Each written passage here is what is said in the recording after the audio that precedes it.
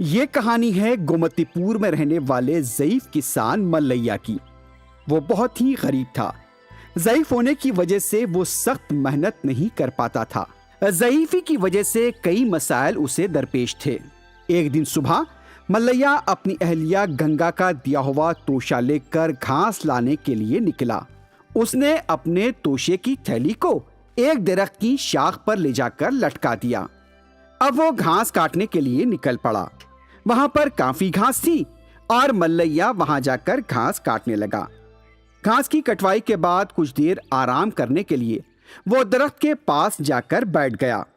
अचानक वहां रहने वाले बंदरों को मल्लैया के तोशे से रोटी की खुशबू आने लगी। पूरे बंदर आहिस्ता आहिस्ता करके वहां पर जमा हो गए और फिर मल्लैया के तोशे की थैली खोलकर रोटियां खानी शुरू कर दी। ज़ईफ मल्लैया बेबसी से बंदरों को रोटी खाते देखता रह गया। मल्लैया को एक ही जगह पर बैठे देखकर बंदर उसे मुजस्समा समझने लगे। अब उसके अतराफ वो जमा हो गए और मजा लेने लगे, लेकिन मल्लैया ने कोई हरकत नहीं की। कुछ देर बाद बंदरों ने आपस में बात की और मल्लैया को देखकर वो मजा भी लेने लगे। इसके साथ साथ पूरे बंदर मल्लैया के आसपास जमा हो गए और वहां पर रक्स करने लगे। इस दौरान भी मल्लैया खामोश बैठा रहा। उसने कोई हरकत ही नहीं की। बंदर ये देखकर ताज्जुब कर रहे थे कि आखिर ये है क्या माजरा। फिर उसके बाद बंदरों ने मल्लैया को वहां से उठाया और उसे मंदिर की तरफ लेकर चल पड़े। वहां की सीढ़ियों पर मल्लैया को बिठा दिया गया। बंदर वहां से कुछ देर के लिए गए और अपने साथ सोने की अशरफियां ले आए। उन्होंने सोने की अशरफियां मल्लैया के सामने रख दी और फिर वहां से चले गए। मल्लैया बंदरों के जाने तक आंखें बंद करके मुजस्समे की तरह बैठा रहा। जब बंदर नजरों से ओझल हो गए, मल्लैया उनकी हरकतों को याद करके हंसने लगा। वो सोचने लगा कि काफी अरसे के बाद किस्मत उस पर मेहरबान हुई है। वो बहुत खुश हुआ और सोने की अशरफियां लेकर घर चला गया। जब वो घर पहुंचा तो उसके हाथों में घास नहीं थी बल्कि एक थैली थी। उसकी अहलिया परेशान हो गई और उससे पूछने लगी, तुम सुबह घास लाने गए थे, शाम होने के बाद आए हो, फिर भी खाली हाथ आ गए। आखिर क्या हुआ, घास क्यों नहीं लाए? मल्लैया जो बहुत खुश था अपनी अहलिया से कहने लगा, गंगा, इस उम्र में किस्मत ने हमारे घर पर दस्तक दी है। मल्लैया ने अपनी अहलिया को पूरा माजरा सुनाया। गंगा बहुत खुश हुई और कहने लगी, मुझे तो लगता है कि वो आम बंदर नहीं है, हमारे लिए तो वो सोने के बंदर हैं। शायद उनसे हमारा कोई रिश्ता है। अपनी अहलिया की बात सुनकर मल्लैया ने कहा, मुझे भी लगता है कि तुम जो कह रही हो वो सच है। हकीकत में हमारे लिए वो बंदर सोने के हैं। इन अशरफियों को फरोख्त करके हम आराम से जिंदगी गुजारेंगे। एक दिन उनकी एक पड़ोसन गंगा से मिलने आई। उसने देखा कि गंगा के घर का नक्शा तो बदल गया है। पड़ोसन कांता को कुछ समझ में नहीं आया। उसने गंगा से पूछा, गंगा, क्या बात है? तुम्हारा घर तो बहुत चमक रहा है। क्या तुम्हें कोई खजाना मिला है? गंगा जो भोली खातून थी, उसने अपनी पड़ोसन कांता को बंदरों वाला वाकया पूरा बता दिया। कांता ने जब यह सुना तो उसमें लालच पैदा हुआ। अब वो भी चाहती थी कि उसके हाथ भी खजाना लगे। ये सुनकर फौरी वो अपने घर की तरफ दौड़ी और फिर वहां जाकर अपने शौहर सुब्बू को सारी बातें बता दी। सुनो जी, तुम फौरी उस पहाड़ वाले दरख्त के पास जाओ जहां पर बंदर रहते हैं। उन बंदरों से किसी भी तरह सोने की अशरफियां लेकर आओ। सुब्बू को मल्लैया के दौलतमंद बनने का सुनकर बहुत हसद हो रहा था। वो अपनी अहलिया की बात पर राजी हो गया। अगले दिन कांता ने सुब्बू को सुबह सुबह रोटियों की थैली पकड़ा दी। सुब्बू उसे लेकर पहाड़ के पास वाले दरख्त की तरफ चल पड़ा। उसने रोटियों की थैली को दरख्त पर लटका दिया और वही मुजस्समे की तरह बैठ गया। अब बंदरों को रोटियों की खुशबू आ रही थी। कुछ ही देर के बाद बंदर फिर वहां पर आहिस्ता आहिस्ता जमा होने लगे। बंदर जब पूरे वहां पर जमा हो गए तो उन्होंने रोटियां निकालकर खानी शुरू कर दी। इसके बाद वो सुब्बू की तरफ बढ़ने लगे जो मुजस्समे की तरह बैठा हुआ था। बंदरों ने उसे भी उठा लिया। बंदरों की हरकत से सुब्बू को बहुत मजा आ रहा था। बंदरों की हाथों से उसे गुदगुदी होने लगी तो वो हंसने लगा। ये देखकर बंदर सुब्बू से नाराज हो गए। सुब्बू की हंसी बंदरों को बर्दाश्त नहीं हुई और उन्होंने गुस्से में आकर उसे जमीन पर पटक दिया और उसकी पिटाई भी करने लगे। फिर उन्होंने उसके जिस्म को नोच डाला और वहां से भाग गए। सुब्बू ऊपर वाले का शुक्र अदा करते हुए घर लौट आया कि वो बच गया है। फिर उसने अपनी अलिया कांता से कहा, देखा तुमने, उन बंदरों ने मेरा क्या हाल किया है। अच्छा, अब समझी मैं। अच्छे लोगों की अच्छी किस्मत होती है। मल्लैया और गंगा के लिए वो सोने के बंदर थे और हमारे लिए वो खतरनाक साबित हुए। इस वाक़े के बाद कांता और सुब्बू ने फिर किसी से हसद न करने का अहद किया। उनके पास जो भी था उससे वो खुश रहने लगे।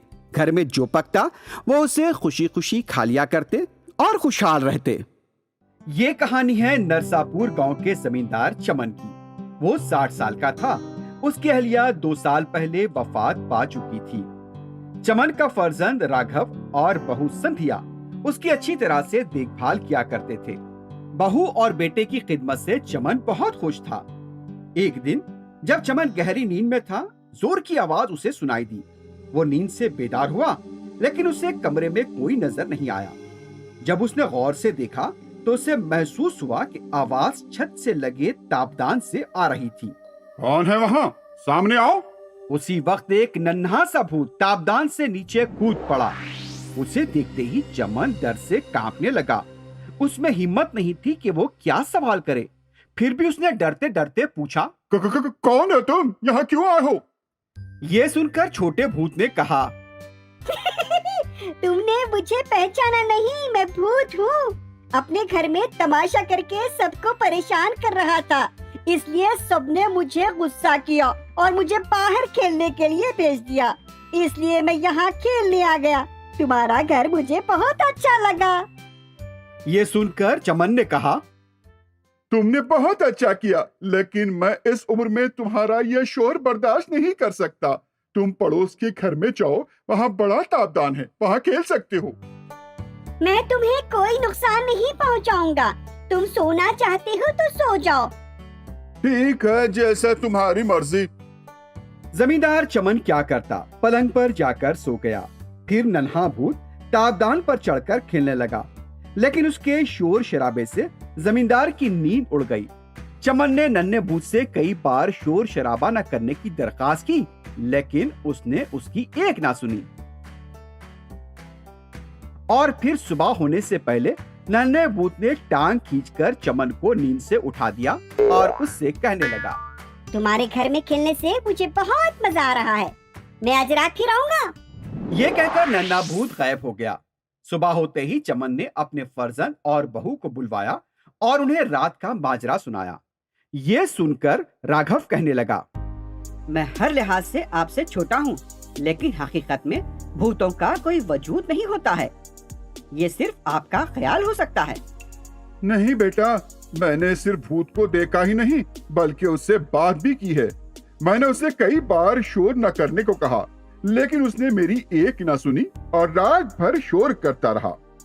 बाबा, एक काम करते हैं, आज रात हम आपके कमरे में सो जाएंगे और आप हमारे कमरे में। चमन अपनी बहू की बात पर खुशी से राजी हो गया। उस रात वो अपने कमरे के बजाय अपने फर्जंद और बहू के कमरे में जाकर लेट गया। जब उसे नींद लग रही थी, अचानक कुछ हंसी की आवाजें आने लगी। वो शरारती नन्हा भूत चमन के सामने खड़ा था और उसे गुस्से से देख रहा था। मैंने तुमसे कहा था कि मैं रात फिर खेलने के लिए आऊंगा, लेकिन तुम दूसरे कमरे में क्यों आ गए? अरे मेरी मर्जी, मैं जहाँ चाहूँ वहाँ पर सो सकता हूँ। नहीं, तुम्हारे कमरे में ही तुम्हें सोना होगा। तुम्हारे सामने मुझे उस तापदान में खेलने से बहुत मजा आता है। जल्दी जाओ, तुम्हारे बेटे और बहू को अपने कमरे में जाने के लिए कहो। नहीं, मैं इसी कमरे में सोऊंगा। तुम्हें जो करना है कर लो। देखो, अगर तुम ऐसे ही अपनी जिद पर अड़े रहोगे तो मैं पूरे गांव का कचरा लाकर तुम्हारे कमरे में फेंक दूंगा। नन्हे भूत की इस बात पर चमन डर गया और उसने वैसे ही किया जो नन्हा भूत चाहता था। चमन ने जब अपने बेटे और बहू से कहा कि वो अपने कमरे में ही सोना चाहता है तो दोनों अपने कमरे में चले गए। फिर रात भर नन्हा भूत और भी शोर शराबा करता रहा। उस रात भी चमन को नींद नहीं आई। सुबह होने से पहले नन्हा भूत ये कहकर चला गया कि वो रात में फिर आएगा। जैसे ही नन्हा भूत घर से गया, चमन ने अपने फर्जंद और बहू को सारी बातें बता दी। ये सुनकर बेटा कहने लगा, बाबा, ये आपका ख्याल है, हकीकत में कोई भूत नहीं होते। बाबा फिक्र न करें, अगर वो भूत कचरा लाकर हमारे घर में फेंकेगा तो मैं सफाई कर दूंगी। आप हमारे कमरे में आराम से सो जाइए, आपको कोई परेशानी नहीं होगी। मैं पूरी तरह से संभालूंगी, आप फिक्र मत कीजिए। बहू की बात सुनकर चमन को कुछ राहत मिली। वो नन्हा भूत फिर रात को चमन के घर आया और उसे धमकाने लगा, लेकिन चमन डरा नहीं। नन्हा भूत चाहता था कि अपनी मर्जी के मुताबिक वो इस घर में आए और जाए। देखो, मैं तुम्हारे घर में कचरा लाकर फेंक दूंगा। कोई बात नहीं, मेरी बहू उसे साफ कर देगी, तुम्हें जो करना है करो। ये सुनकर नन्हा भूत नाराज हो गया। फौरन उस नन्हे भूत ने कुछ मंत्र पढ़े और फिर चमन का होलिया इख्तियार कर लिया और फिर उस दरवाजे को जाकर खटखटाया जहां पर राघव और संध्या सो रहे थे। आवाज सुनकर राघव नींद से बेदार हुआ। क्या हुआ बाबा, आपने मुझे निश्चय उठा दिया? क्या भूत ने फिर कोई धमकी दी है? ऐसा कुछ भी नहीं है बेटा, इस कमरे में मुझे ज्यादा आराम मिलता है, तुम्हारे कमरे में मुझे नींद नहीं आ रही है। फिर नन्हे भूत ने चमन को उठाकर उसके कमरे में लिटा दिया और फिर ताबदान के पास जाकर शोर करने लगा। उसके शोर से चमन को नींद ही नहीं आ रही थी। वो उठ बैठा और सोचने लगा कि आखिर उसके साथ ये क्या हो रहा है। आखिर तुम मुझे इस तरह क्यों सता रहे हो? मैंने तुम्हारा क्या बिगाड़ा है? कब मेरा पीछा छोड़ोगे? मैंने तुमसे पहले ही कहा था कि मैं तुम्हें नुकसान नहीं पहुंचाऊंगा।